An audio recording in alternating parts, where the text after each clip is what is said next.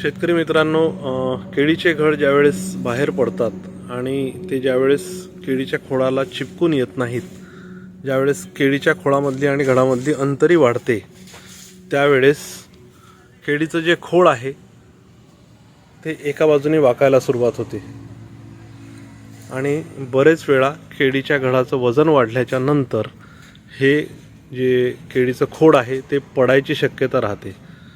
खोड पूर्णपणे जमिनीतून वाकून त्यानंतर हे खोड पडू शकतं.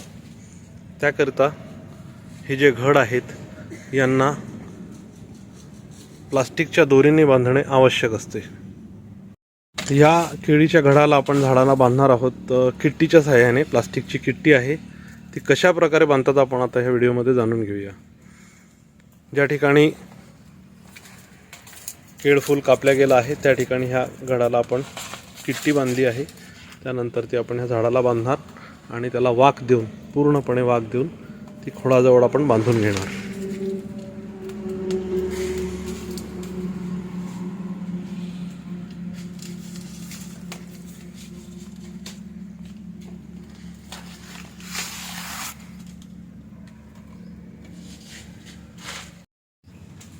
अशा प्रकारे घडाची बांधणी केल्यानंतर केळीचं झाड पडण्याची शक्यता जी आहे ती फार कमी होऊन जाते.